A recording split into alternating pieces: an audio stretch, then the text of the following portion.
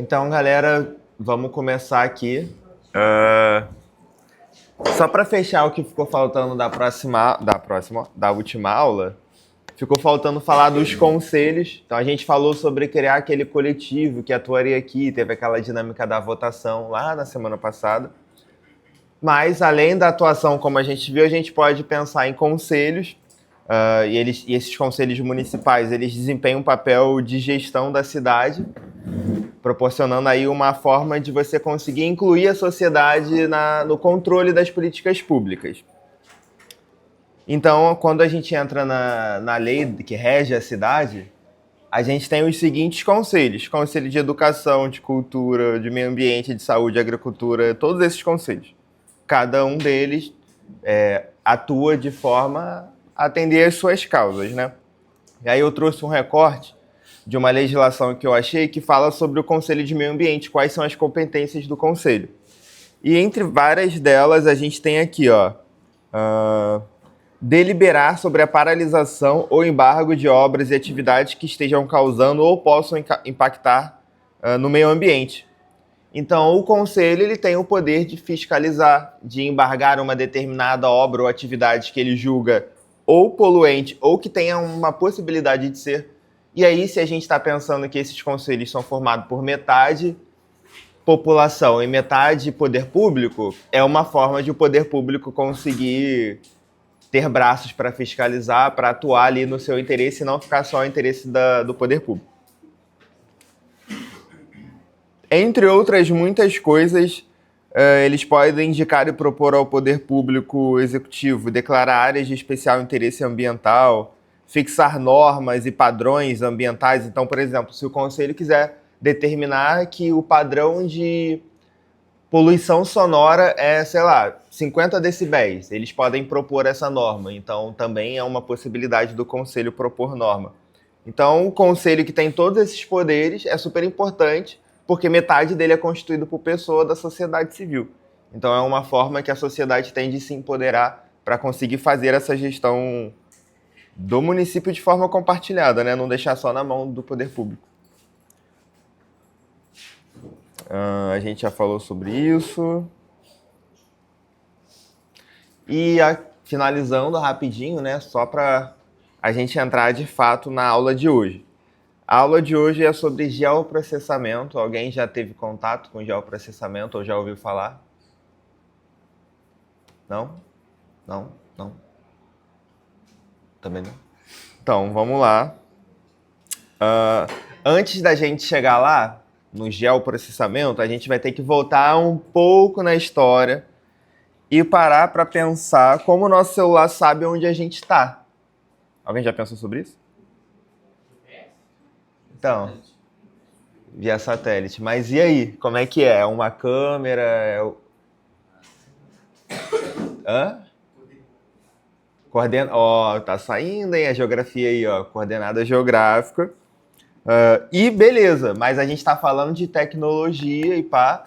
Só que a gente vem de uma época também que a galera navegava, se orientava sem GPS. E como esse pessoal fazia para se locomover e se localizar sem a tecnologia? Hã? Bússola? Fala, Fernanda. Pelo céu mais do que as estrelas, porque as estrelas tá na condição só de noite e o céu é dia e noite, então realmente pelo céu. Então, tu falou da bússola, a bússola veio depois, né?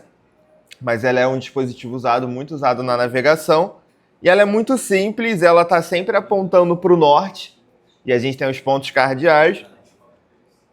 Por conta de uma questão magnética da Terra. Então, é uma questão física da Terra que influencia, faz com que a gente consiga se locomover. Alguém sabe qual é o lado que nasce o Sol e que se põe?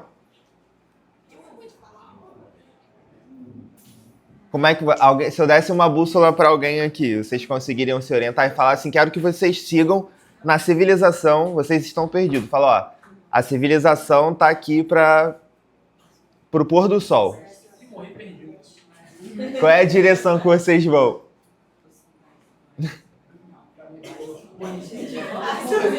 Aí ele... Ele já pegando folha pra fazer uma cabana, fala, galera, vou ter que morar aqui.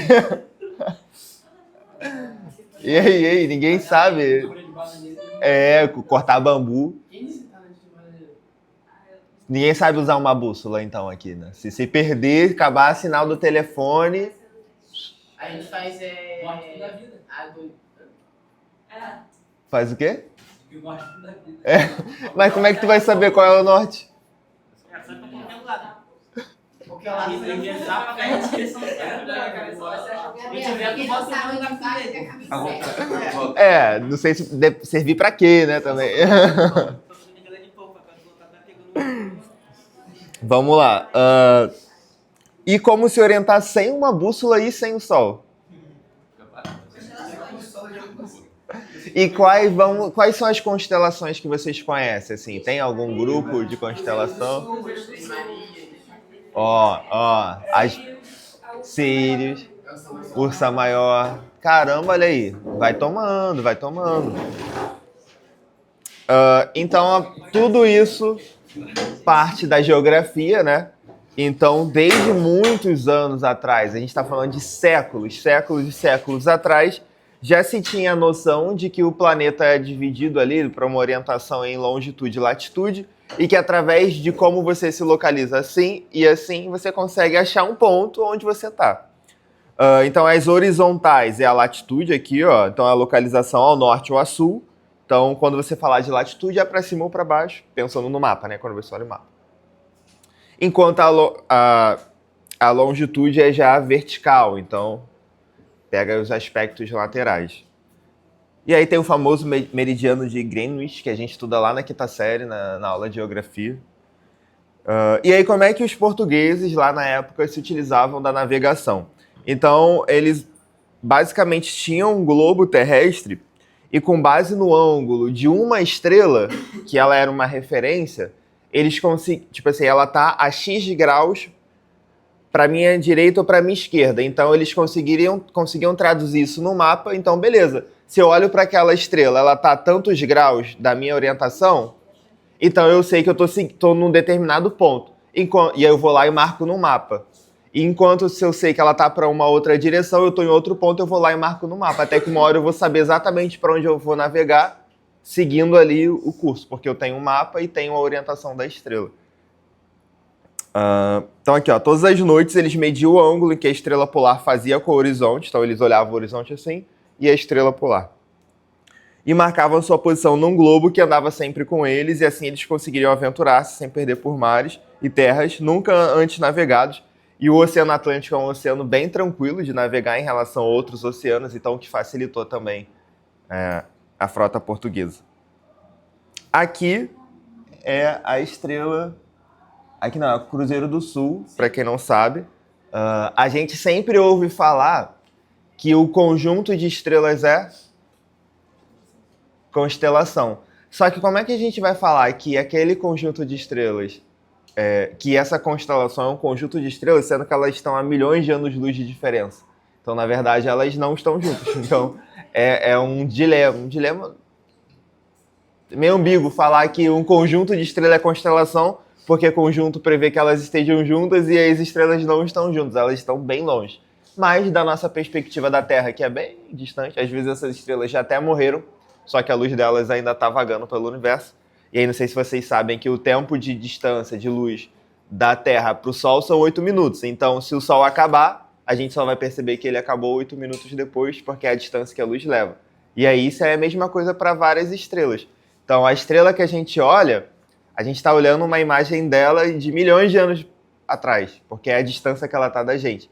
Então, vamos supor que tem alguma outra pessoa numa estrela muito distante, uma civilização. E essa civilização está a 60 milhões de anos-luz de distância da Terra. Se eles hoje olharem, na verdade, a luz da Terra que está chegando lá, é a luz hoje de 60 milhões de anos atrás. E é uma luz que reflete um ambiente onde ainda tinham dinossauros. Então eles vão conseguir ver o nosso passado, digamos assim. É uma parada muito louca, porque a distância no espaço ela vai influenciar no tempo, A gente vai ver como Einstein falou isso lá no século passado, conseguiu comprovar buraco negro só matematicamente, sem alguma comprovação científica visual.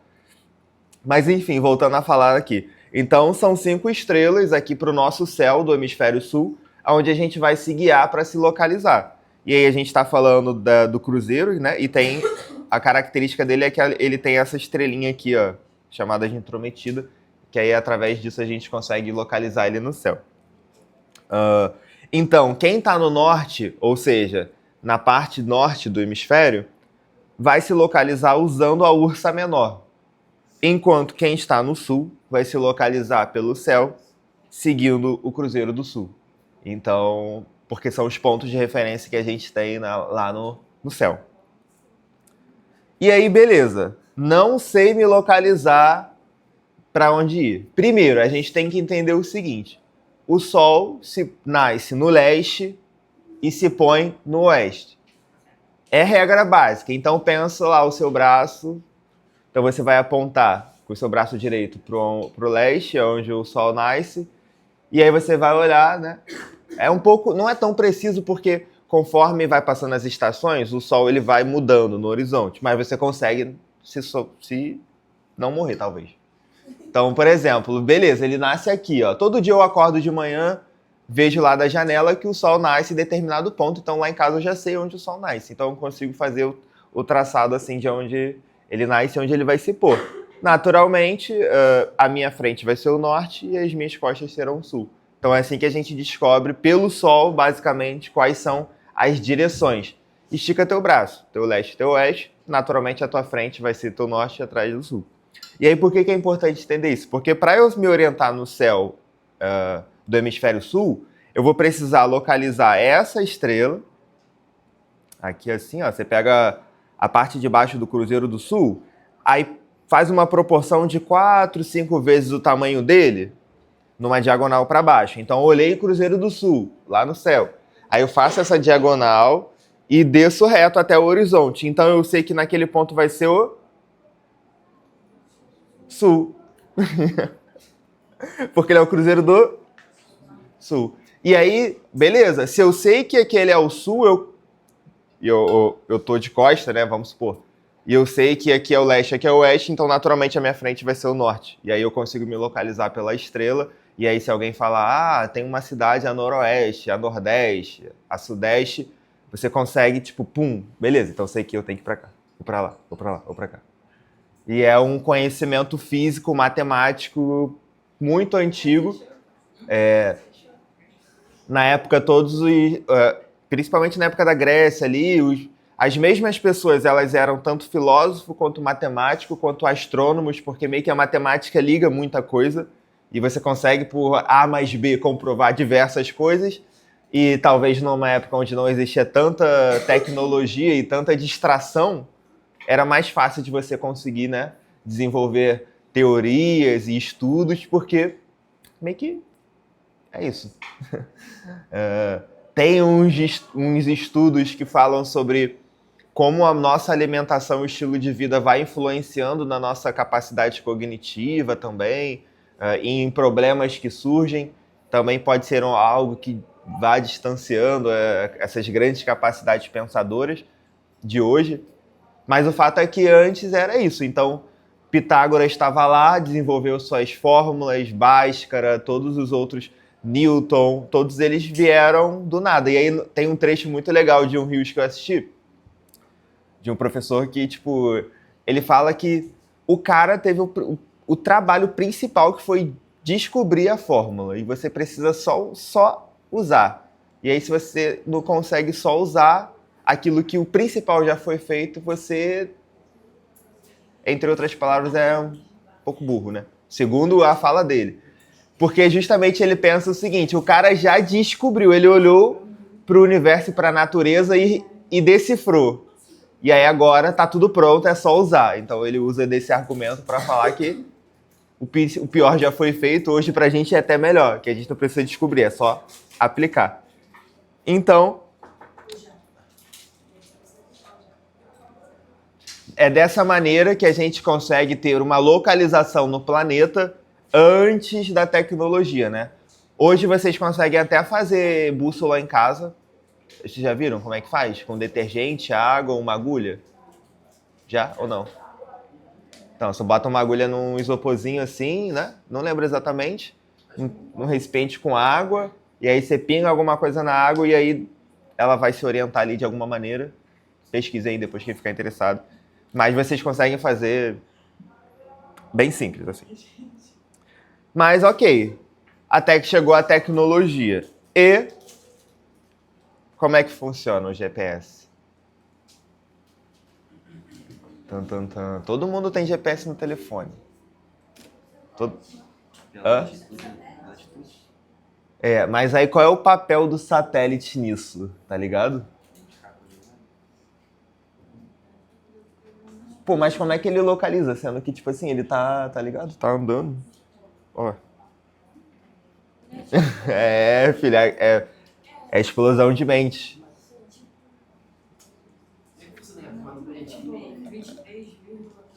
Aí não faz grau, E aí? Tá saindo uma teoria aí, hein? Faz aí, fala aí. É tipo o Y e o X, não É, e tem um terceiro plano pra dar o 3D também. Porque o Y e o X vai ser só 2D. é o Z, né? Então, vamos lá. Vou fazer um desenho ali no quadro que vai ficar facinho de entender. Ó, vamos supor que aqui é a cidade. E aí você tá querendo chegar em determinado ponto. Que a gente não sabe chegar lá, né? Vamos lembrar que a gente tá sem GPS e a gente tem que consultar no mapa, como os incas faziam, mas a gente tem a opção do GPS. E aí, beleza. Eu só sei que eu preciso andar X metros pra cá, X pra lá e outro pra cá, pra dentro. Tá, mas aí eu preciso de referências e aí que surge o satélite. Então, por exemplo, eu tenho um satélite que está orbitando aqui e ele tem um raio de 30 quilômetros. Assim como eu tenho outro que está aqui, que tem um raio de 20 quilômetros, e tem um outro que está aqui com outro raio. Conforme ele... Ficou errado, né? Porque... Então, o teu telefone está mandando mensagem para vários satélites ao mesmo tempo. Então, se eu sei que eu estou dentro desse satélite aqui, numa determinada intensidade, e a borda dele é isso aqui tudo, beleza.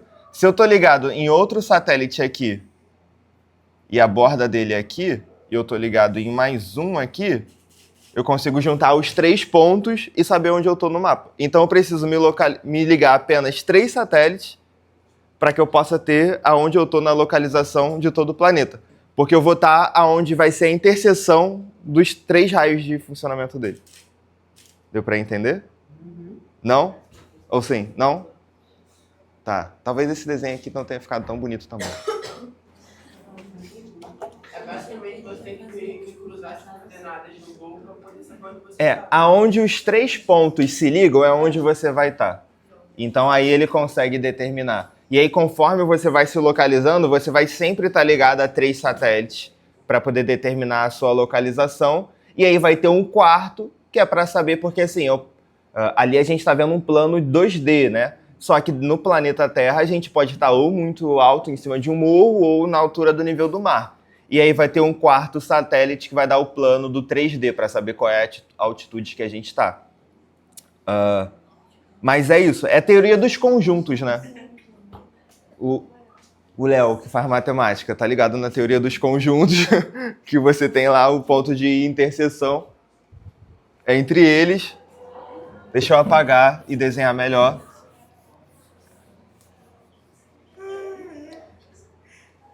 Vamos ver. Um círculo que vai interagir com outro círculo e aí que vai interagir com outro círculo. Então, se eu tenho a minha distância para cada satélite, tipo assim, meu celular mandou uma mensagenzinha que eu estou distante de tal daquele. Estou distante daquele e estou distante desse, o ponto em que eles se encontram vai ser a minha localização. Então vai ser aqui. E aí, conforme você vai se locomovendo entre satélites, ele vai se ligando a outros. Então, beleza. Eu quero me locomover para cá. E aí vão ter outros satélites para cá. E aí, conforme você se locomove para cá e você vai se conectando com os satélites, ele vai te atualizando conforme a intensidade de sinal e distância que você vai tendo com os satélites. E aí a gente está falando de satélites em volta do planeta inteiro, né? Então, onde é possível ter pessoas morando, tem uma região que é coberta por esses satélites. E ele... Hã? Então, eu vou falar? Boa, é uma boa pergunta. Mas antes, os satélites não são câmeras, eles são só sensores que ficam respondendo a impulsos. Então, ele fica o tempo inteiro se comunicando com os dispositivos e aí, conforme a intensidade desse sinal, vai falando se a gente está perto ou se a gente está longe. E o mesmo funciona para as torres de telefonia. Então, quando a gente pega o nosso telefone e a gente vê que o sinal está fraco, quer dizer que a gente está numa certa distância daquela rede, daquela torre, e aí a gente vai, pela torre de telefonia também dá para saber onde você está, porque o seu telefone está conectado e ele está informando as coordenadas e intensidade de sinal, e aí é muito comum que muitas das vezes a polícia até solicite tipo, as operadoras esses dados para poder interpretar de onde partiu determinada mensagem, ou porque tudo fica registrado, né? Porque para sair do meu telefone, foi para uma torre, de uma torre foi para uma central, de uma central foi para lá, então tudo está ficando a sua pegada, né? Então, a pergunta, só para finalizar, então ele via um satélite com a hora exata, e aí esse receptor compara com a hora, então o satélite manda um impulso lá num 20 mil metros de altitude. E aí o meu telefone recebe. Só que tem um tempo, né? Ele não é imediato. E aí, só que o sinal do satélite é a velocidade da luz. E aí ele precisa ter um relógio muito preciso para poder fazer essa diferenciação mínima, porque se você pegar 1 milionésimo errado, isso pode te jogar para muito longe. Então, os satélites que usam um relógio com relógios atômicos, eu não lembro qual era o nome do elemento que eles usam. Então, conforme esse elemento vai tendo movimentações físicas de transferência de energia, ele vai conseguindo marcar os passos. E aí você consegue ter um relógio de precisão absurda. Até porque, como a gente viu... Alguém viu Interestelar aqui? A gente sabe que tem a teoria da relatividade e que conforme mais rápido você se locomove, mais devagar é o tempo. E apesar de ser uma distância de 20 mil quilômetros que esses satélites têm do centro de massa da Terra, isso faz com que eles se locomovam com uma velocidade muito maior. Então, pode ser 12, 15 mil quilômetros por hora. Isso, no relógio do satélite, equivale a um atraso de dia. Então, para o satélite, o dia demora um pouco mais. Então, também tem que ter essa correção no tempo. Afinal de contas, o tempo para ele está passando numa velocidade diferente. E então, para a gente conseguir chegar nesse nível, teve muita física, muita matemática, muita tecnologia construída, levando em conta todos esses princípios, assim. E a principal questão... lá, ó, a distância, a velocidade, vezes o tempo. Então, física básica da escola. E a questão é, quem é o dono do GPS que a gente usa no telefone? Tem dono?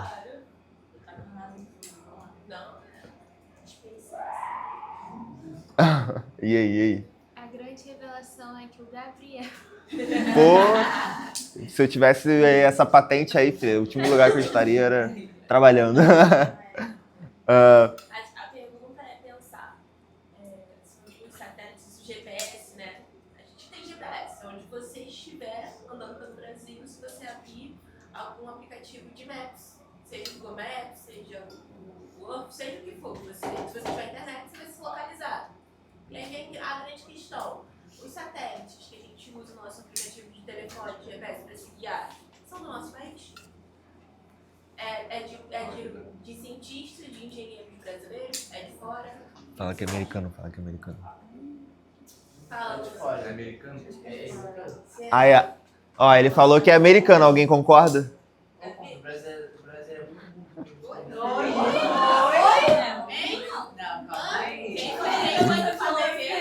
Jamais fale isso. O que a gente não tem é investimento na ciência, por isso que a gente não tem. Outros países vêm aqui buscar cientistas aqui para trabalhar desde lá. Sei disso não. Então, Miguel? Miguel ou Guilherme? Miguel, vou te falar uma coisa. Como estudante de engenharia deste campo do qual Pega a militância agora. O nosso país atualmente não tem tantos engenheiros reconhecidos e nem tantas... Vamos lá, informação é sempre bom. Agora é sério, muito sério. Primeiro que em muitas profissões dentro do nosso país a gente não tem o reconhecimento. Por falta de reconhecimento e de investimento, muitas profissões não vão para frente. Seja elas, por exemplo, os biólogos... Cadê a Tamires? Não está aqui hoje. E diversas partes da engenharia também. E o que acontece não é que não tenha engenheiros no nosso país que não sejam inteligentes ou que não sejam bons, e tem muitos. Se você for pesquisar dentro da engenharia afins, tem muitos nomes de brasileiros envolvidos em grandiosos projetos, mas por que eles não estão no Brasil? Porque o nosso país não tem investimento dentro para essas áreas. E muitas das vezes um engenheiro formado acaba indo com suas ideias para empresas de fora. Outra e a parada... gente não tem esse reconhecimento. Então, o crédito não fica por Brasil, apesar de que foi um brasileiro que participou de uma coisa muito grande. A bióloga que descobriu lá a poliamina, né, que tá trazendo a cura para tetraplegia, como é que fala? Para pessoas que são tetraplégicas, etc. Ela deu uma entrevista falando que, apesar de ter sido descoberto no laboratório da UFRJ, como lá no passado teve corte de verba, a faculdade não tinha recurso para patentear aquilo. E aí quem patenteou foi uma empresa privada.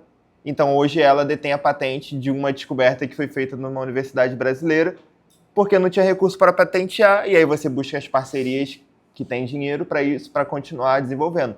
E é um caso claro de que se isso não tivesse um recurso para universidades, a gente teria um produto registrado brasileiro, para poder... de tão relevância, né?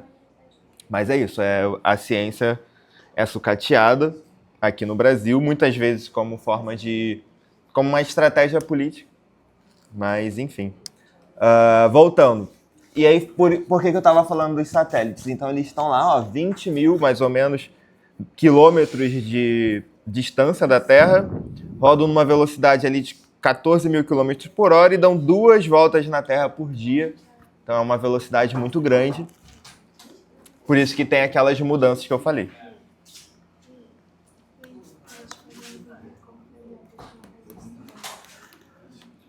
E aí, por que precisa ter um relógio tão potente? Porque, segundo Albert Einstein, no espaço o tempo passa em ritmo diferente e se não houver essa correção, o erro pode chegar a 10 km por dia. Então, se a teoria ela usa velocidade, usa distância e usa tempo, se o meu relógio ele não está calibrado, vai mudar o resultado da equação. Então, o relógio tem que ser os mais sinistros possíveis. Avançando. Aqui está a grande resposta da pergunta. Então, a gente tem o GPS, que significa Global Position System. Bom, moleque. Isso aí. E aí é um sistema americano, ele surgiu a partir de uma pesquisa militar. E aí, conforme ele foi se difundindo para o planeta inteiro, hoje a gente usa, é o sistema mais utilizado, mas hoje ele é de propriedade, se eu não me engano, americana, não sei se do sistema de defesa, não sei se é algum, mas é algum poder militar americano que detém a administração disso. E, naturalmente, todos os dados de localização das pessoas que usam esse sistema são de informação de posse deles também. Lembra que a Rafa veio aqui e falou que o Google usa dados do GPS para poder gerar informações e vender para poder público, para gestão? Porque é privado, né? Privado, no caso, a Google e o poder americano, e aí eles conseguem ter essa negociação, mas a gente não conseguiria ter acesso, por exemplo. Então, assim como o GPS, tem outros sistemas. Então, a União Europeia usa o Galileu, a China tem o Beidou, aí tem o GLONASS, que é da Rússia. Então, são um conjunto de satélites que desempenham esse papel de geolocalização no planeta. Hoje a gente usa mais o GPS, que se popularizou aqui, mas tem outros também. Então, os Estados Unidos entraram em guerra, tacaram um míssil lá na base do servidor do GPS. Vai ser o fim do planeta? para os sistemas de localização? Não, porque a gente pode começar a usar outros satélites de outras nacionalidades. E o que acontece se o sistema de GPS parar? Alguém já pensou? Tu não vai conseguir sair mais. Ai, meu Deus, como eu chego em casa. Mas o quê? Quem consegue imaginar o uso do GPS no dia a dia? Sem ser do mapa.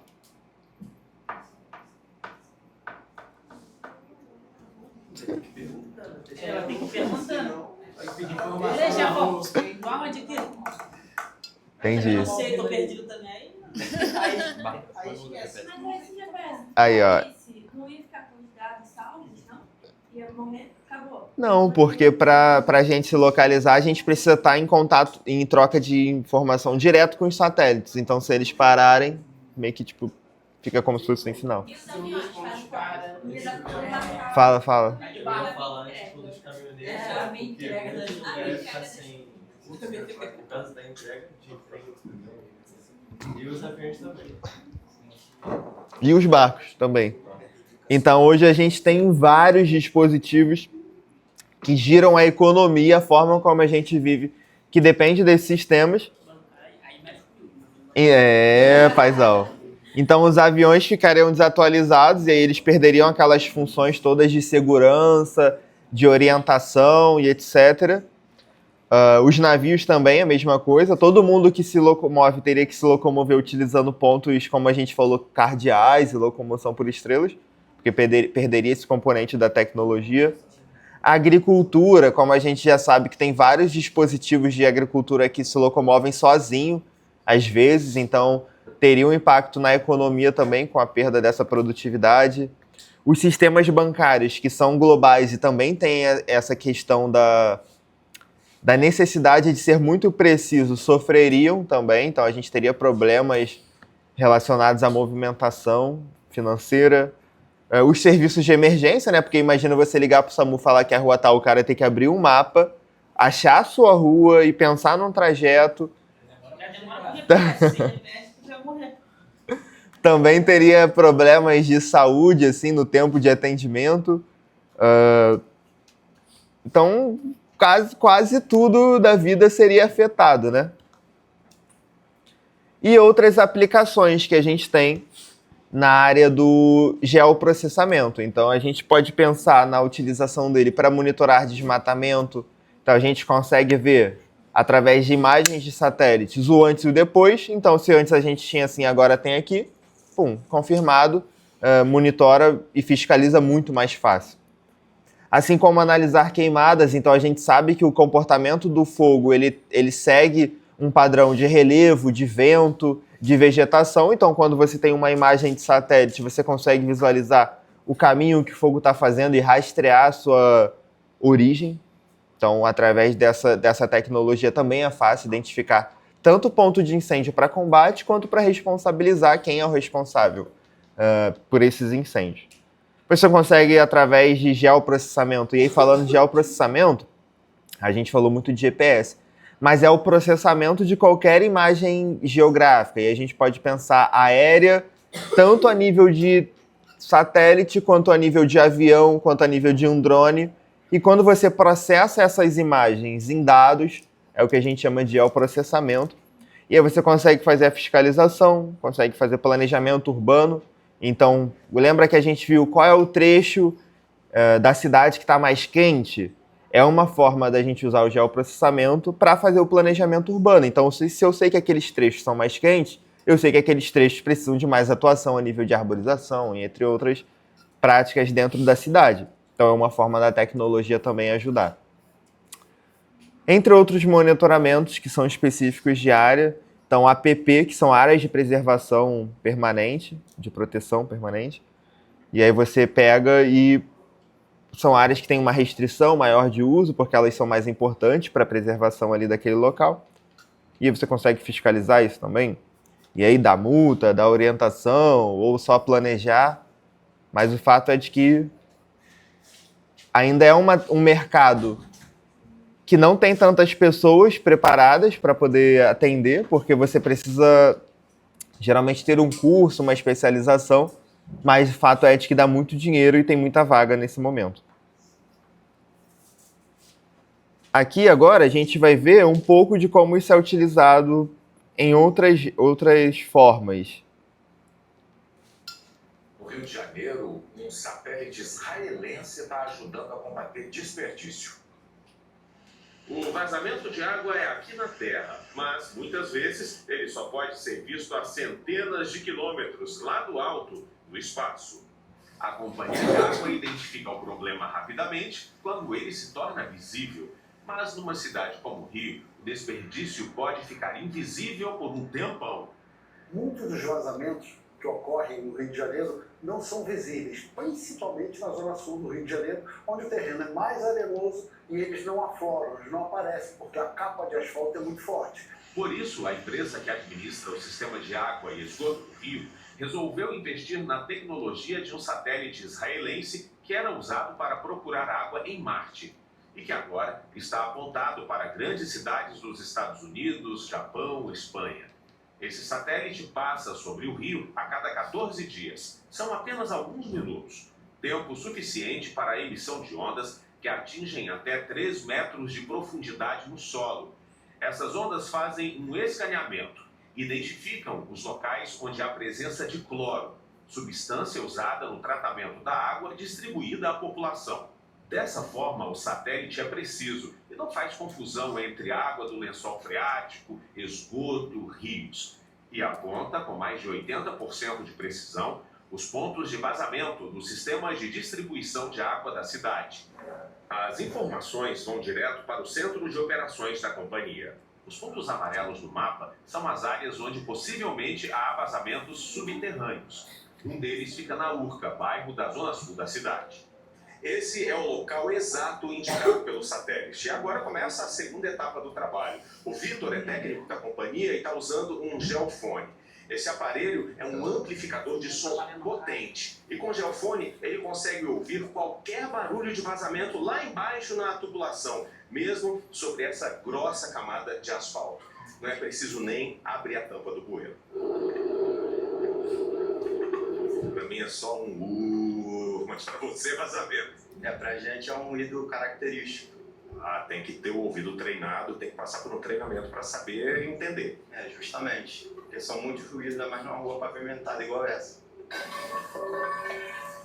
Foi só levantar a tampa e olha o tamanho do vazamento. O satélite estava certo. Pois é. E o geofone confirmou o vazamento, e um vazamento de difícil detecção, porque ele está indo diretamente para dentro da galeria de água pluvial. Sairia diretamente para o norte. O concerto foi feito em 10 minutos. Em menos de um ano, o satélite já escaneou quase 600 quilômetros de tubulação e gerou uma economia de 158 milhões de litros de água potável, suficientes para abastecer 7 mil pessoas por ano. Um começo promissor, porque só no Rio a estimativa é que toda a água tratada que se perde nos vazamentos daria para atender quase 2 milhões de pessoas. Ou seja, o satélite ainda tem muito que espiar nessa nobre missão de proteger o recurso natural mais valioso e mais escasso do nosso planeta. Imagina a quantidade de água que sempre se perdeu, né? Porque um dos maiores problemas no abastecimento são essas faltas de manutenção, essas perdas. E aí, se não fosse essa tecnologia, todos aqueles pontos de água que a gente viu no mapa lá são possíveis pontos de perda, né? E se não fosse a tecnologia, estaria ali perdendo uma grande parcela de água. E aí, graças à tecnologia, que a gente consegue fazer essa prevenção. Só que tem que pensar que é uma empresa privada que tem os recursos para poder usar. E nem sempre a gente vai conseguir, o poder público ter financiamento para esse tipo de tecnologia. Então essa é uma das formas da gente fazer a utilização desses dados satélites geoprocessados para algum fim ambiental. A gente vai ver um outro caso. Mesmo com as temperaturas mais amenas e a chuva prevista para o estado, as queimadas continuam claras e motivo de preocupação para as autoridades que, lançaram hoje um aplicativo para receber denúncias. O objetivo é usar a tecnologia no combate aos incêndios, especialmente aqueles criminosos. Uma nova arma de combate às queimadas foi apresentada hoje pelo governo do estado após o período crítico vivido pelo Rio de Janeiro no último mês. O aplicativo de Olho no Verde vai receber denúncias de crimes ambientais e ainda contará com um sistema de satélites para localizar focos de incêndios em tempo real. A tecnologia vai unificar ações de diversos órgãos para potencializar os trabalhos das equipes de combate. Durante o evento, também foi anunciado um novo projeto de lei que endurece as medidas contra incêndios criminosos, ou seja, provocados pela ação humana, além de aumentar as multas aplicadas nesses casos. Ele tem duas grandes vertentes.